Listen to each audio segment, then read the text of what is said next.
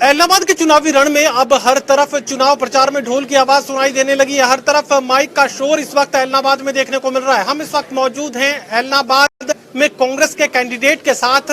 पवन बेनीवाल इस वक्त हमारे साथ मौजूद है। पवन जी, आपको लेकर लगातार कांग्रेस में कुछ लोग ये कहने की कोशिश कर रहे थे कि ऐन वक्त में कांग्रेस पार्टी में एंट्री वो ले लेते हैं, टिकट वो हासिल कर लेते हैं। यकीनन कांग्रेस पार्टी का कार्यकर्ता आपका साथ देगा, लेकिन कहीं थोड़ी मुश्किलों का सामना जरूर आपको करना पड़ा। नहीं जी, ऐसी कोई बात नहीं है।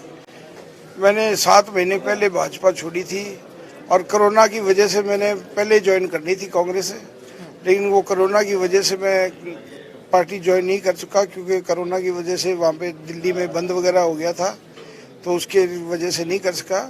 और ऐसी कोई बात नहीं, मैंने कांग्रेस ज्वाइन की है और कांग्रेस मेरा भरपूर सब साथ दे रहे हैं और कोई मुश्किल वाली बात नहीं है। चुनाव प्रचार में आप पहले से उतर चुके हैं। कुमारी शैलजा अब आपके साथ चुनावी प्रचार में गांव-गांव तक पहुंच रही हैं, तो किस तरह का माहौल इस वक्त आपको बनता नजर आ रहा है?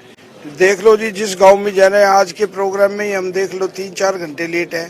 सारा गांव खड़ा था, आपने देखा होगा पीछे सारा गांव खड़ा था। आज सारा गांव बड़ा भारी जन समर्थन मिल रहा है। किसानों का विरोध शुरुआत में, इस इलेक्शन की शुरुआत में देखने को मिला था। नॉमिनेशन फाइल करने के वक्त भी भारतीय जनता पार्टी और जेजेपी के कैंडिडेट को मुश्किलात का सामना करना पड़ा। आज अजय सिंह चौटाला और गोपाल कांडा दोनों चुनावी प्रचार में उतर चुके हैं, गांव-गांव में जा रहे हैं। कितना असर इसका पड़ेगा? देखिए जी, किसानों का विरोध हुआ था और अब भी है विरोध, अंदरूनी विरोध अब भी है। और हमारा जो ये एरिया, ये 45 का एरिया, ये यहाँ पे इतना उग्र रूप नहीं धारण करता। और किसानों का विरोध तो अंदरूनी विरोध है, वो तो उनको कुछ करना ही पड़ेगा। बाकी जाएं वो गांव-गांव, कोई नहीं रोकता, कोई नहीं उनको रोकेगा।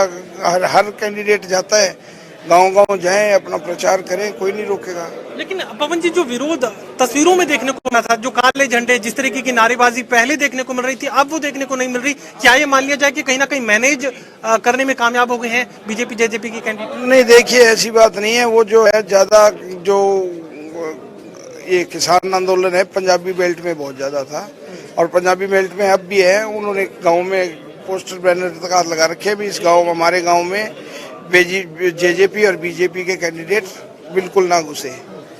और यहाँ पे जो एरिया है, ये 45 का एरिया बोलते हैं, पुराना दरबा हल्का, यहाँ पे इतना विरोध नहीं है, इसलिए वो यहाँ पे घूम रहे हैं।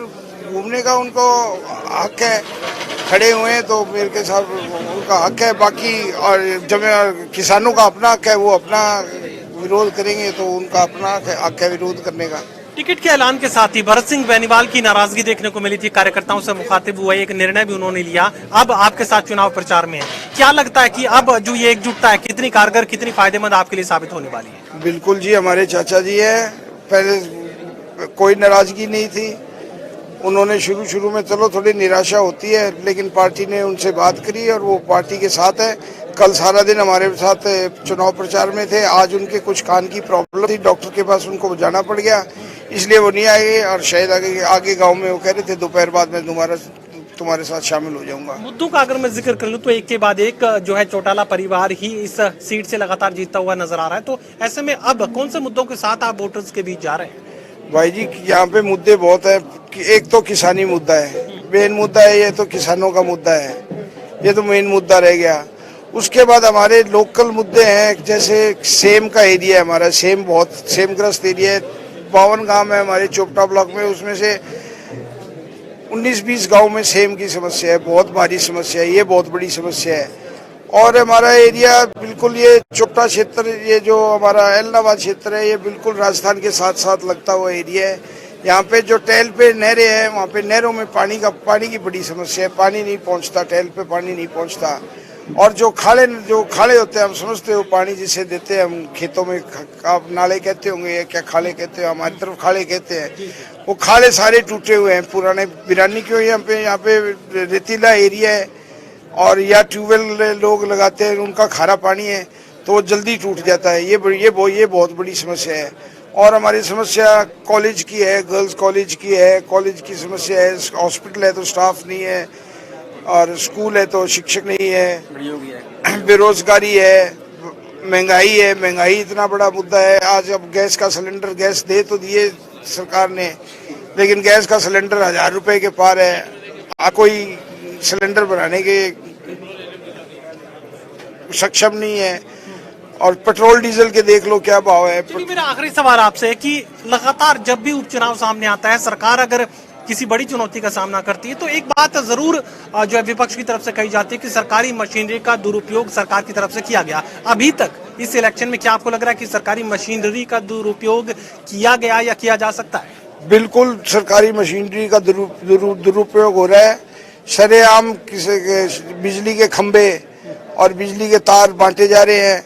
और देख लो जो आपका कैंडिडेट है बीजेपी का, 10 बसें पुलिस की उसके साथ घूम रही है, 10 बसें, और बाकी गाड़ियां तो दूसरी छोटी गाड़ियां तो गिनती ही नहीं है कितनी बसें घूम रही है।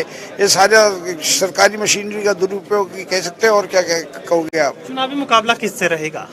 देखिए जी, मुकाबला कांग्रेस एक नंबर पर है। अब दूसरे नंबर पर कौन रहता है, नेलो रहती है या बीजेपी रहती है, तो उनका आपस का मामला में। कुमारी शैलजा चुनावी प्रचार में उतर चुकी है। गांव-गांव तक पहुंचकर वो अपने पुराने लोकसभा क्षेत्र में लोगों को कनेक्ट करने का काम कर रही है। एक चुनावी अभियान को रफ्तार यहां कुमारी शैलजा की तरफ से दी गई है। उसके अलावा भरत सिंह बेनीवाल का साथ मिलने से अब पवन बेनीवाल अपनी जीत को लेकर खासे आश्वस्त नजर आ रहे हैं। सहयोगी कमल के साथ doctor Mahesh Kumar, total news, Ellenabad, Sirsa.